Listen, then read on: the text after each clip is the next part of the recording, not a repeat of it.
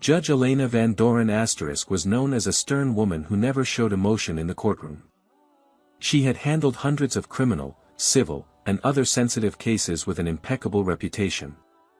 Known in the media as the Iron Judge, Elena always prioritized logic, law, and facts, never leaving room for personal sympathy. She lived alone in her minimalist apartment. To her, the world was a black and white arena, there was right, and there was wrong. And that was enough. Until one day, she received a new case file.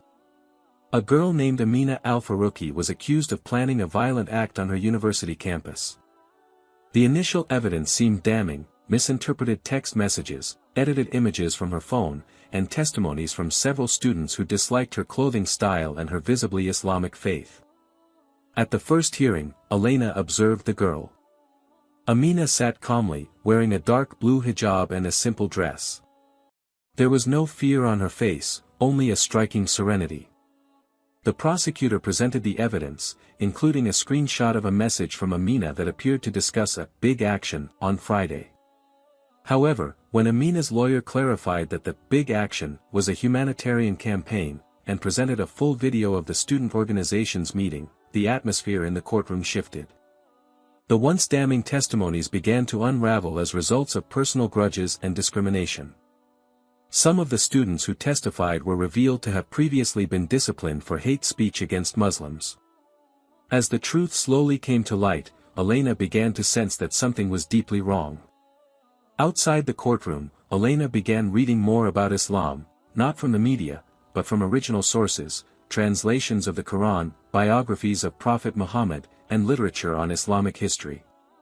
She wondered, how could a young girl like Amina remain so composed while the whole world seemed to be against her? Where did that strength come from? Each day, Elena discovered verse after verse that touched her humanity. She read, "And do not let the hatred of a people prevent you from being just. Be just, that is nearer to righteousness." That verse shook her. She recalled how she had once viewed Muslims with suspicion. She realized that all this time, she had never truly been fair in how she regarded beliefs different from her own. The trial eventually reached its conclusion.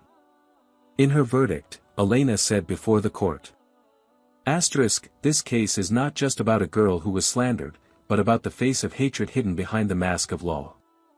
Today, I declare the defendant not guilty, and I apologize, as a part of a system that nearly destroyed someone's life, based only on prejudice." Amina cried, not from sadness, but from relief. Elena looked at her, and for the first time in her career, she felt something that had always been missing, a sense of peace. A few weeks after the case closed, Elena visited a community center. There, without media, without spotlight, and without hesitation, she recited the Shahada. She cried, not from burden, but from release. That day, Elena shed her black robe, not because she had stopped being a judge, but because she had found a greater justice, the justice within her own heart. Elena's decision to embrace Islam * was not something she announced publicly. She knew that the legal world, so formal and conservative, might not be ready to accept the spiritual transformation of a senior judge. But she also understood that silence did not equate to dishonesty. Her days began to change. Her mornings now started more peacefully, beginning with ablution and the *far prayer. In her office, she kept a small Qur'an beside her law books. Every lunch break, she would take time to read a verse or two, seeking deeper meaning in life and justice. But not everyone welcomed the change. Some colleagues began to distance themselves. Some looked at her with suspicion. One coworker, once close to her, even whispered, "Are you sure this isn't just excessive sympathy for that defendant?" Elena simply smiled. In her heart, she knew that faith is not born from sympathy, but from an honest search. One cold afternoon, after the season's first snow, Elena sat in a small park near the mosque where she had been quietly learning about Islam. In the distance, she saw a familiar figure, *Amina*. Amina recognized her and walked over, greeting her softly. Assalamu alaikum, Mother Elena. Wa alaikum assalam, Amina, Elena replied with a warm smile. They spoke for a long time. Amina shared that she was now active in social justice advocacy and in empowering young Muslim women. She no longer feared raising her voice. Elena listened with pride, not as a judge, but as a sister in faith. During their conversation, Amina asked, what made you truly certain? Elena looked up at the sky, now tinged with the colors of dusk. She answered softly. Because when I tried to understand Islam, I felt understood, not just as a judge, but as a human being. And within its teachings, I found a justice I never found in the courtroom. Now, Elena lived between two worlds, the rigid world of law and the gentle world of spirituality. She hadn't left her profession, but she now approached it with new meaning. In every ruling, she became more thoughtful, more humane. She started being known not just as the Iron Judge, but as the Just Judge, a title that emerged after a series of controversial verdicts that, in truth, brought justice to minority groups. She also began initiating discussions with younger judges about the importance of understanding cultural and religious context in legal matters. Gradually, she became a bridge between justice and compassion. On her next birthday, Elena wrote a letter, not to anyone else, but to her past self. It read, "To the Elena I used to be. I know you were strong, but you were once harsh. I know you were just, but you were once rigid. You believed in the law, but you forgot that above the law lies the human heart. Today, I'm still a judge. But now I know. Justice without compassion is a silent emptiness. And Islam is not an escape. It is the home I found after years of walking in darkness." She kept the letter in the deepest drawer of her desk. A reminder that guidance doesn't come from strength, but from the humility to seek truth. A few months after embracing Islam, Elena took on a high-profile case that drew public attention. A young Muslim man was accused of assaulting a local man known as an anti-immigration activist. The media quickly framed the narrative, suggesting the young man was guilty before the facts were revealed. Attention quickly turned to Elena. "Can a Muslim judge remain impartial in such a case?" read one of the morning paper headlines. Issues of bias, integrity, and even veiled accusations of an Islamization agenda surfaced in various forums. In her quiet office, Elena reflected. She used to handle major cases without a second thought. Now, her own faith was being used as a weapon to discredit her.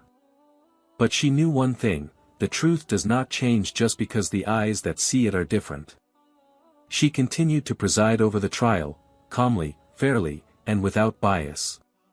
During the proceedings, it became clear that the victim had actually provoked and attacked first, while the young Muslim man acted in self-defense. CCTV footage and eyewitnesses proved decisive. Elena ruled the young man not guilty. Her decision immediately sparked a backlash. Small protests formed outside the courthouse. Some colleagues subtly accused her of favoring Sharia over the law. Yet a new wave of support also rose.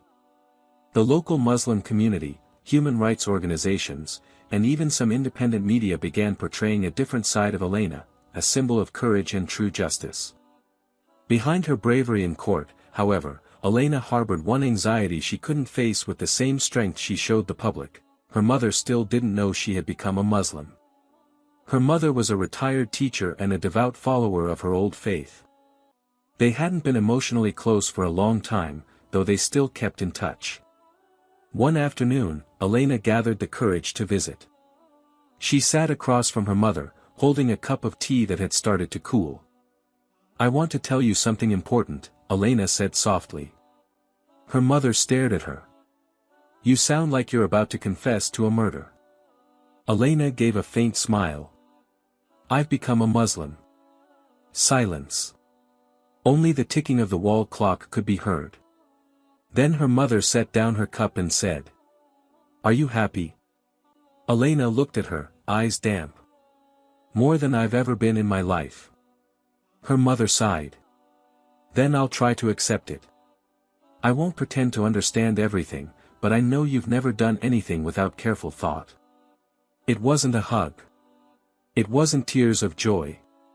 But to Elena, it was the most honest expression of love her mother could give. And it was enough. Gradually, Elena's presence as a Muslim judge began to inspire many, especially young girls from minority communities. She started receiving letters from law students, social workers, and even housewives who felt their voices now had a place in the halls of justice. She was invited to speak at interfaith forums and legal ethics seminars, where she spoke not just about laws and statutes, but about how the law should uphold human dignity. At one forum, a student asked, "Aren't you ever afraid? Afraid of losing your position, your influence, even your personal life because of this decision?" Elena replied, "I used to be afraid. But that fear came from not knowing who I really was. Now I know, the truth isn't something I need to hide. It must be fought for.